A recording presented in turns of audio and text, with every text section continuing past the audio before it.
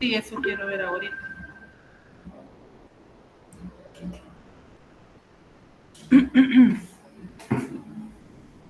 ¿Hay alguna duda acá? ¿Los que están en línea? ¿No?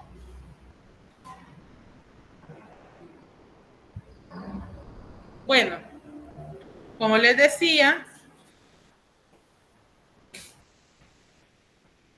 todo esto yo lo voy a expresar en moneda, o mejor dicho, lo voy a valorizar, le voy a dar valor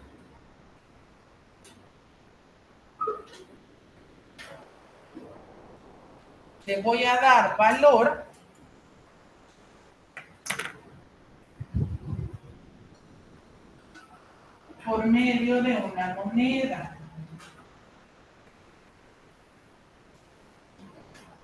Es decir, que yo lo voy a medir por dinero, por moneda de circulación nacional. O depende para qué país yo elabore los estados financieros. Nosotros obviamente acá vamos a utilizar dólares, ¿verdad? Hace años, cuando en teoría estábamos o estamos con la ley de integración monetaria, los estados financieros debían presentarse en dos monedas, en colones y en dólares. Ahora usualmente, como es más fácil dar a conocer la situación financiera de las empresas a cualquier inversionista internacional o de aquí del país, es mejor hacerlo por dólares. Y aparte que es la moneda de circulación nacional de nosotros. Entonces, cuando nosotros hagamos estados financieros o hagamos registros contables, lo vamos a hacer en dólares, ¿verdad? A eso se refiere el principio de moneda denominador común, que toda la información financiera que usted dé a conocer debe de estar elaborada en base a una moneda de circulación nacional o de denominador común, ¿verdad? En este caso, para nosotros, para nuestros ejemplos, para nuestros ejercicios, lo vamos a hacer en dólares, ¿verdad? Recuerde que los recursos que tiene una empresa pueden conocerse como patrimonio y entre tantos encontramos estos que podrían decirse son como los más comunes o son los que más fácilmente nosotros podemos identificar en una empresa.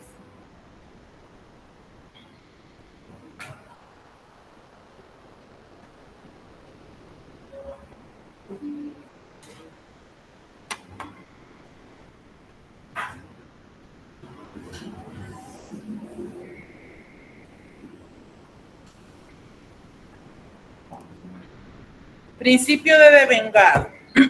En este caso, el principio de devengado consiste en que las transacciones deben registrarse en el momento preciso en que ocurren, aunque su pago o su cobro se haga en fechas posteriores. Nosotros en contabilidad vamos a ver muchas situaciones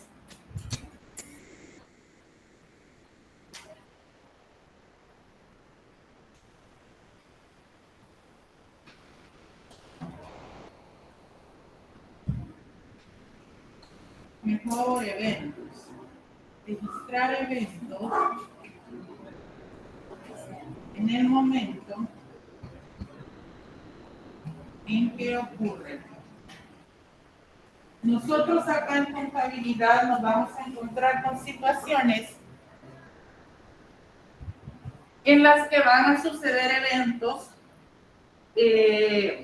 posteriores, pagos, cobros que se dan en fechas posteriores al momento en que se originó la transacción.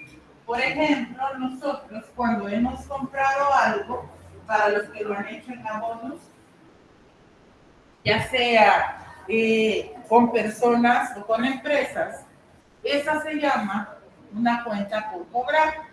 Es lo que nosotros vamos a ver ya cuando estemos hablando de ejemplos, ¿verdad? Una cuenta por cobrar es cuando usted le queda debiendo a alguien. esa persona le va a cobrar a usted.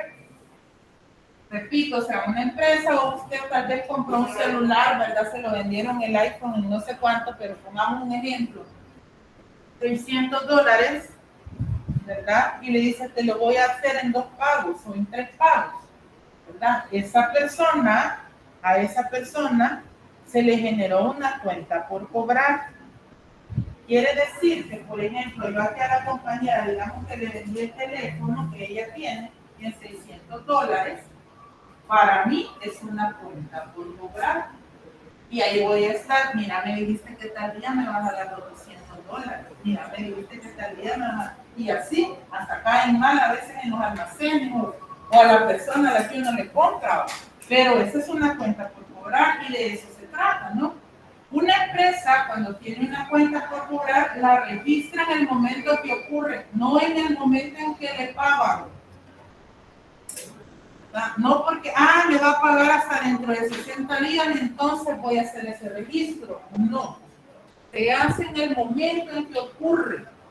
Igual los pagos de servicios básicos, aunque se paguen los primeros 15 días del mes, usted tiene que hacerlo en el momento en que generalmente se hace al final de cada mes, ¿verdad? Porque usted sabe que tiene esa responsabilidad o la empresa tiene esa responsabilidad de hacer el registro de esas operaciones. Por eso, sea que como empresa, nosotros nos visualicemos como empresa, sea que nosotros quedemos a deber o nos queden a deber a nosotros, tenemos que hacer el registro contable en la fecha en que ocurre, ¿verdad? A eso se refiere el devengar, a que toda transacción debe registrarse en el momento que ocurre. Ahora bien, que hay empresas que tienen contabilidad atrasada desde el 2010, para allí pues no se está cumpliendo ese principio. Y cuando llegue una auditoría, pues ahí ya se ve la deficiencia de la empresa.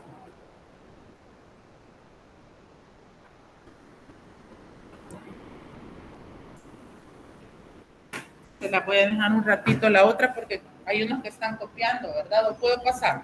¿Está bien que pase a esto? ¿Sí?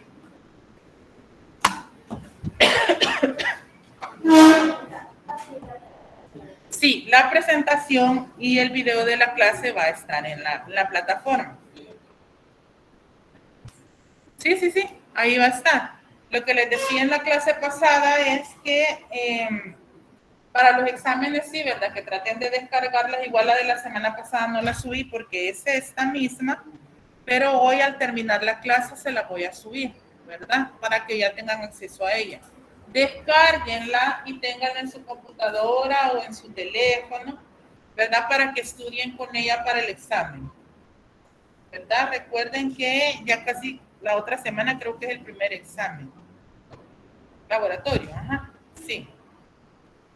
Por ahí escuché que las evaluaciones son presenciales, pero no sé todavía. Yo como la semana pasada no estuve, no sé a qué acuerdo llegaron, pero me mandaron un correo de una persona, no sé de qué materia, que no va a poder asistir. Pero este es caso aparte, ¿verdad? Entonces decía, las evaluaciones son presenciales. En este caso dividieron los grupos por sus 2 clases. Ajá, sí. Lo tendría que dividir. Pero si lo hago en línea, no. ¿Verdad? Si es en línea, sí lo vamos a hacer todo en la hora que corresponde y el tiempo que corresponde, ¿verdad? Pero tengo que preguntar porque, como les digo, me mandaron ese correo de un caso en particular y decía sí. Entonces, tengo que ver. Pero igual yo voy a estar avisándoles a ustedes sobre eso, así que no se preocupen. Bien, periodo contable. En este caso, volviendo al tema, ¿verdad? El periodo contable también nosotros lo podemos identificar como el tiempo en el cual transcurren las transacciones de una empresa. Generalmente el periodo contable es del 1 de enero al 31 de diciembre de cada año, ¿verdad? Entonces, de acuerdo al concepto acá, algo flojito esto. En este caso, pues siempre está como la necesidad de reconocer, de conocer y de dar a conocer la información contable de una empresa, Entonces, cuando nosotros la damos a conocer por medio de los estados financieros, casi siempre lo mostramos al 31 de diciembre o el periodo contable del 1 de enero al 31 de diciembre de cada año. Ese es un periodo contable, ¿verdad? En pocas palabras, es el periodo en el cual se realiza el registro de transacciones de una empresa, que generalmente es de un año, ¿verdad? Y ese año se toma desde el 1 de enero al 31 de diciembre. ¿Qué pasa si la empresa inició operaciones, por ejemplo, en julio o a mediados de año? Los estados financieros de ese primer año de labores de la empresa se elaboran desde la fecha en que inició al 31 de diciembre, ¿verdad? Casi siempre los estados financieros son al 31 de diciembre. Independientemente la empresa sea nueva y haya empezado en octubre, por ejemplo, o ya sea vieja y tenga años de operar, ¿verdad? El periodo contable siempre está comprendido, repito, del 1 de enero al 31 de diciembre de cada año, ¿verdad? Así que no vayan a olvidar eso, por favor. ¿Alguna duda? ¿Alguna consulta a los compañeros que están acá en línea? ¿No?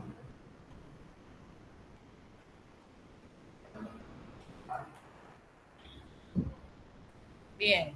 ¿Sí? Que por lo general es de un año, pero puede ser de otra duración, por ejemplo, 6 meses, 3 meses.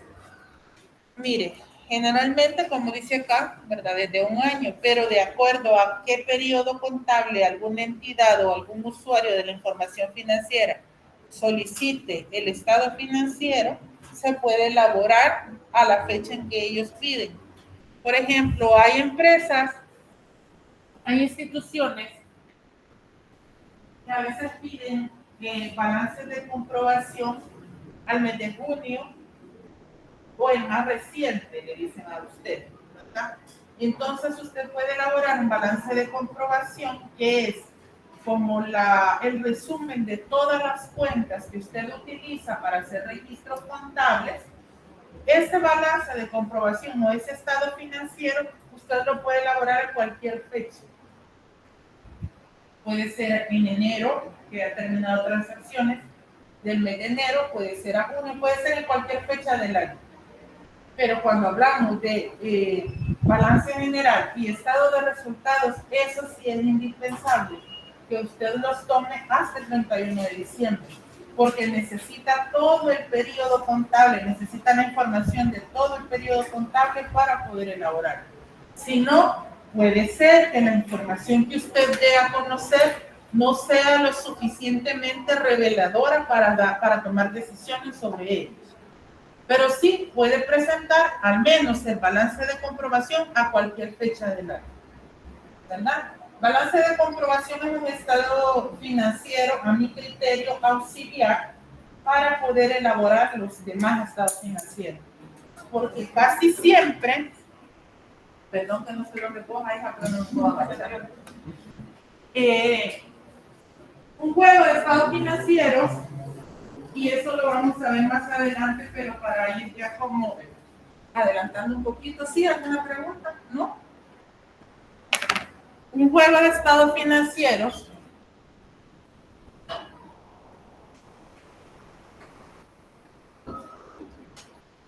está conformado por un estado de resultados,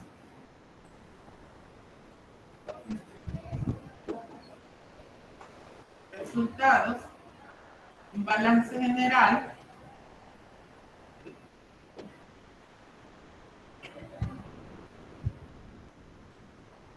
está uno de un estado de cambios en el patrimonio,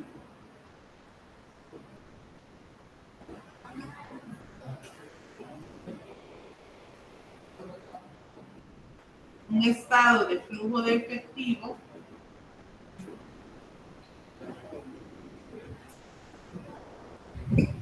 y las notas a los estados financieros. financieros.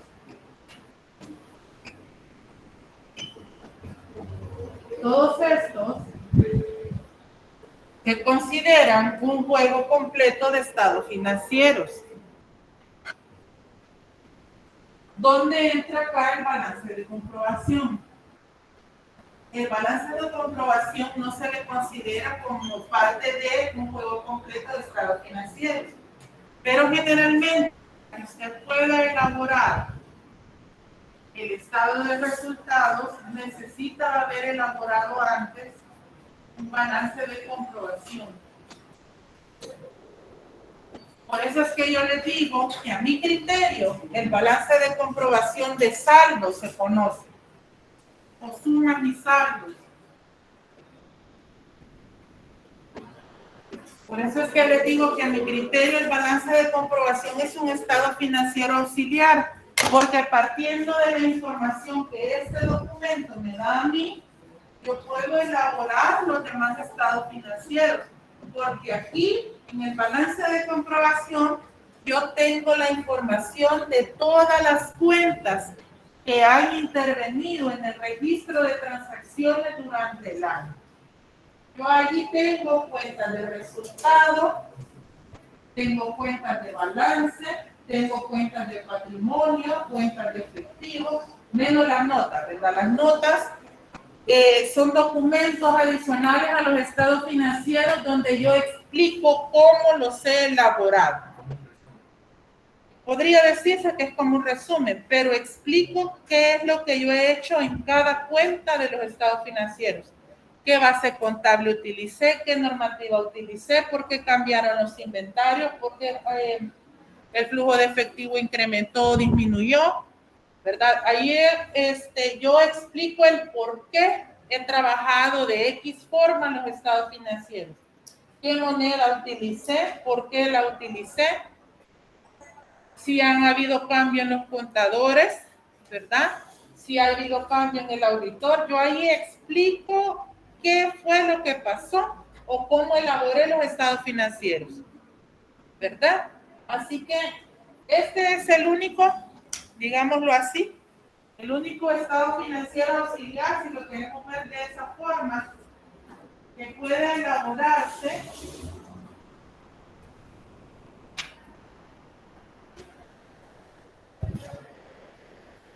en un periodo diferente al contable.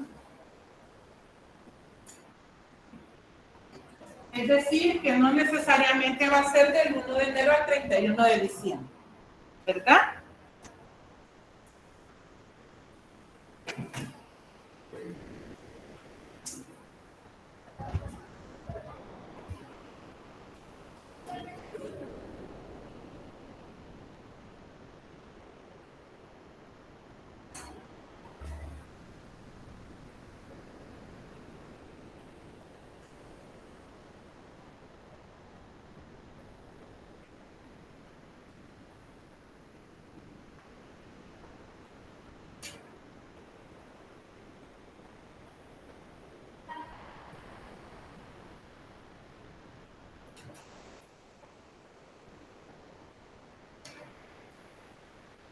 Vamos al siguiente, principio de valor histórico original.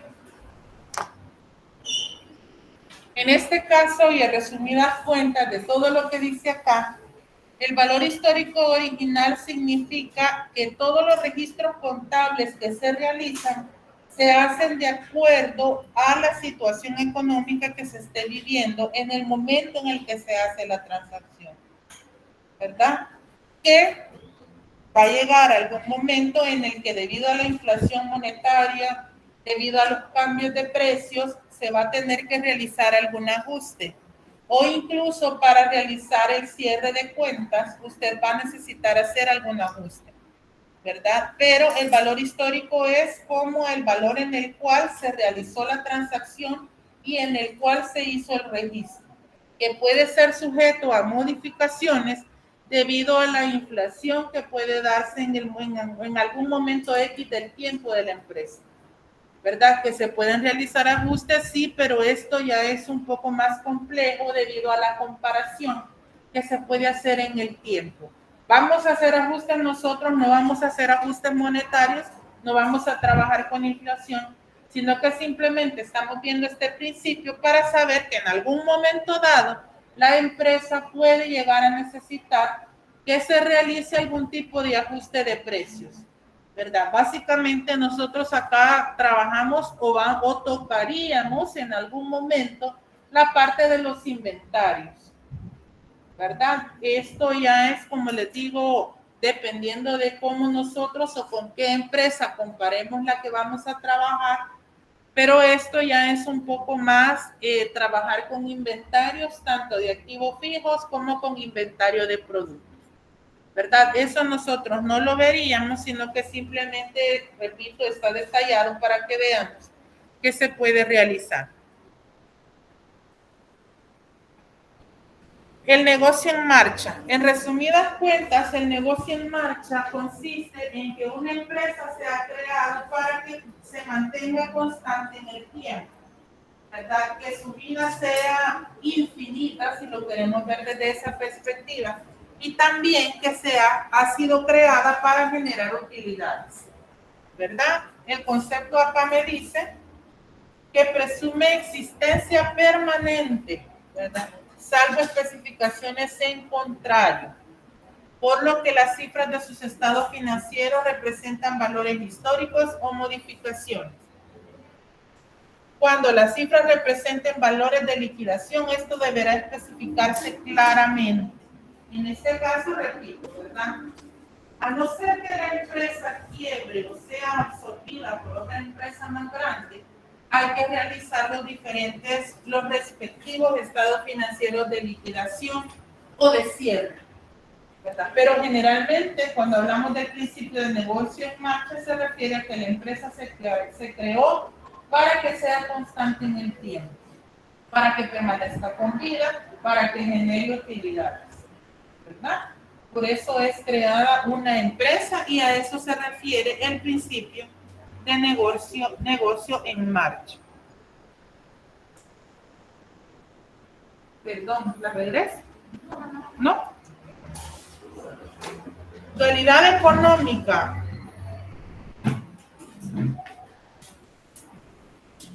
Vamos a ver. La dualidad económica se refiere, cuando ustedes lo estudien, básense en el segundo párrafo, ¿verdad? En este caso se refiere a que para todo activo hay un pasivo, ¿verdad? Es decir, me dice acá que se reconocen activos y obligaciones o derechos y obligaciones de una empresa.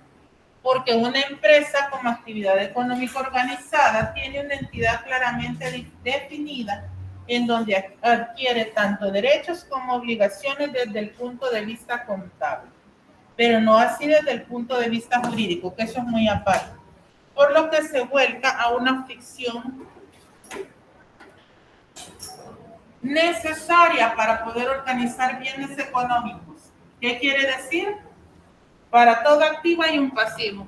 O sea que usted tiene que reconocer que una empresa está conformada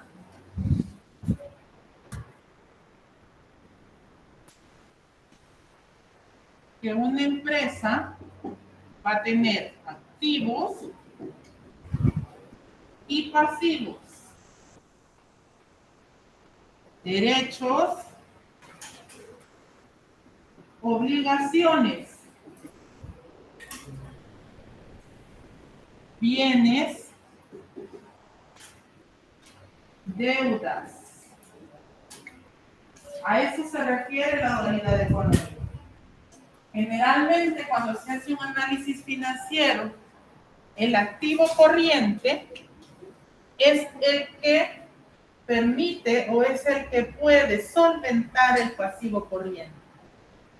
Eso lo vamos a ver cuando estemos viendo un balance general. Voy a volver a poner aquí el esquema.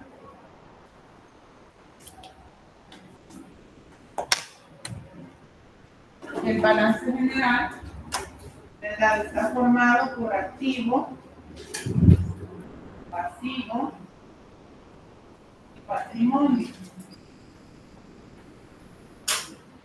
La dualidad económica me dice a mí que el activo puede ser capaz de cubrir el pasivo, ¿verdad?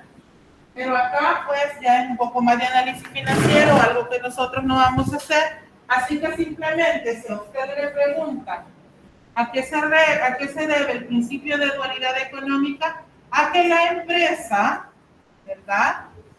A que en la empresa, mejor dicho, se debe reconocer que existen tanto activos como pasivos. O se le olvida la palabra activo y pasivo, derechos y obligaciones, bienes o deudas. Cualquiera de estas palabras que usted utilice o cualquiera de estas palabras que identifiquen un examen, usted va a saber que lo vamos a relacionar con el principio de dualidad económica. ¿Alguna pregunta? ¿No? ¿No hay preguntas? Vamos al siguiente principio. Recuérdense que eran varios, ¿verdad? Ya nos falta poquito para terminar. Ya vamos a ir a desayunar para los que no han desayunado. Realización. Las operaciones y eventos económicos se consideran por ellos realizados. Realización es cuando el evento se ejecutó, cuando el evento se realizó, cuando ya sucedió. ¿Cuándo puedo saber yo que ya sucedió algo, que ya se realizó una transacción?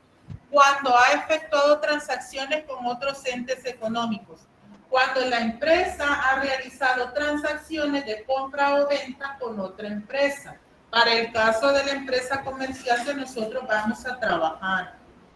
Otro, cuando ha tenido lugar transformaciones internas que modifican estructura de recursos o de sus fuentes. Cuando contrato personal, cuando compro bienes para vender, cuando modifico estructuras o instalaciones, cuando cambia gerente, cuando se cambia supervisor, cuando se cambia administrador, cuando se incrementan sueldos, ¿verdad? Este tipo de cambios modifican las estructuras de la empresa.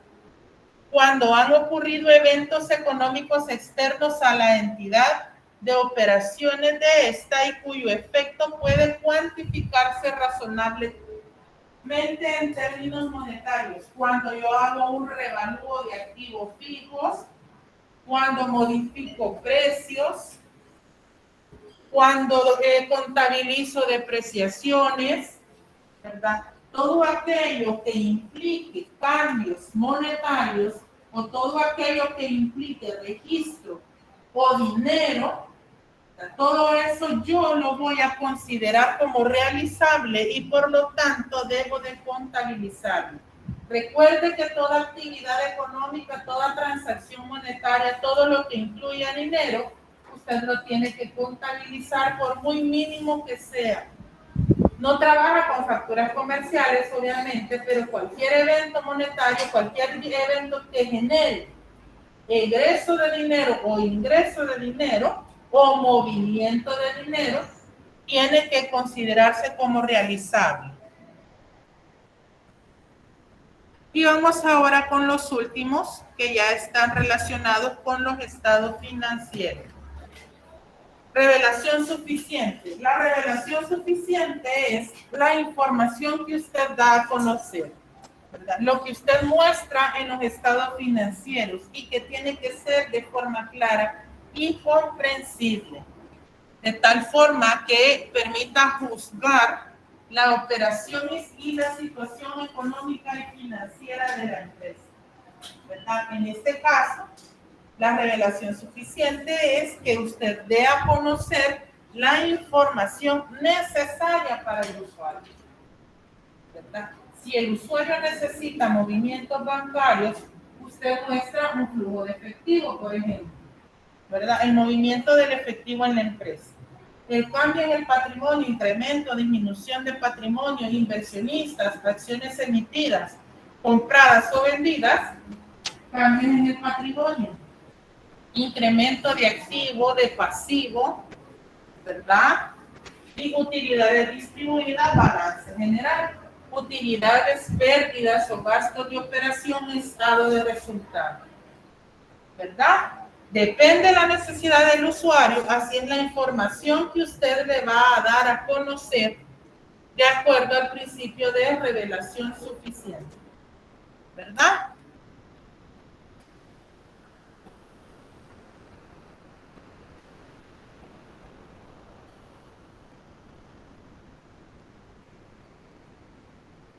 Vamos al de prudencia.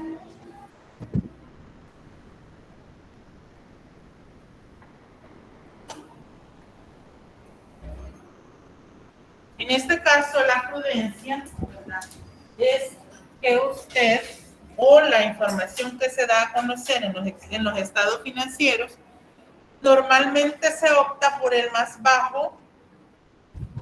Aquí no se lee. Normalmente se opta por el más bajo, ¿verdad? O bien que la operación se contabilice de tal modo que la participación del propietario sea menor. Este principio general se puede expresar también diciendo, me dice acá, contabilizar todas las pérdidas cuando se conocen y las ganancias solamente cuando se hayan realizado. En este caso, pues la prudencia es que usted debe de dar a conocer información real, ¿verdad?, y que también realmente haya ocurrido.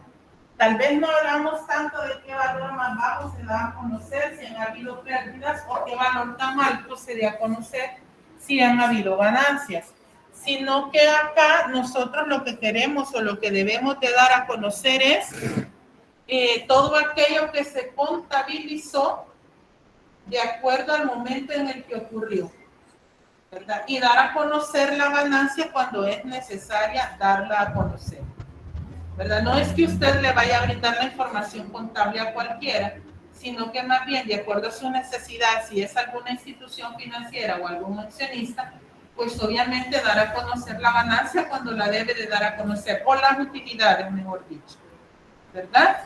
Para que así el accionista vea el buen estado de su empresa. No modificar, no adaptar, ¿verdad?, sino más bien dar a conocer lo que debe de dar a conocer.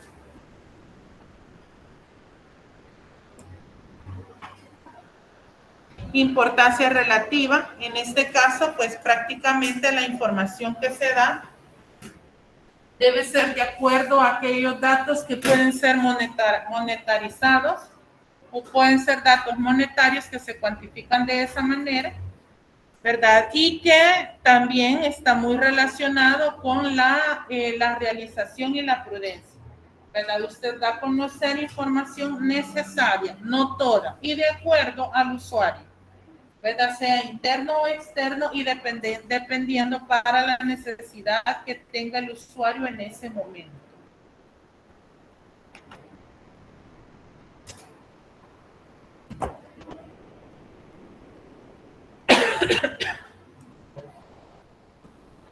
Consistencia. La consistencia es que los usos de la información contable requieren que sigan procedimientos de cuantificación que permanezcan en el tiempo, ¿verdad? Los principios, como repito, son guías, ¿verdad?, que permiten elaborar los estados financieros o la información financiera de tal forma que sea conocida alrededor del mundo, que se mantenga constante, a no ser que haya necesidad de tocar o de modificar o de realizar ajustes a su valor histórico, ¿verdad? Ya lo veíamos en el principio de valor histórico. Tiene que permanecer constante en el tiempo, es decir, que no debe de modificarse a no ser que ocurra algún evento que requiera su modificación. De lo contrario, pues se mantiene constante y no varía. A eso se refiere el de consistencia.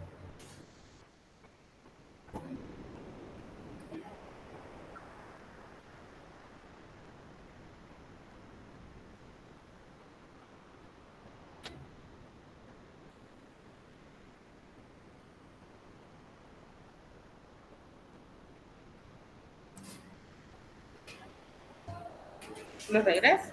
No. Ah, vale. El de objetividad, pues acá, ¿verdad?, los cambios en el activo y en el pasivo en el activo, pasivo, patrimonio. En los resultados se deben de conocer en los registros contables, ¿verdad? Media vez usted pueda medirlos o pueda registrarlos en términos monetarios. Ya hablábamos, ¿verdad? En el otro principio que media vez usted pueda contabilizar o pueda registrar o cuantificar monetariamente alguna transacción, debe registrarla y debe de clasificarla de acuerdo a las características que posee. Si es pasivo, tiene que registrarlo como pasivo, si es activo como activo y si es patrimonio como patrimonio. Igual lo de resultados, ¿verdad? No es que porque si yo pongo esta cuenta de aquí, porque eso me pasa mucho cuando ya estamos en ejercicio. Si yo pongo esta cuenta de activo en la de pasivo, me va a cuadrar el balance. O si pongo esta de resultado en el pasivo, en el activo, me va a dar utilidad.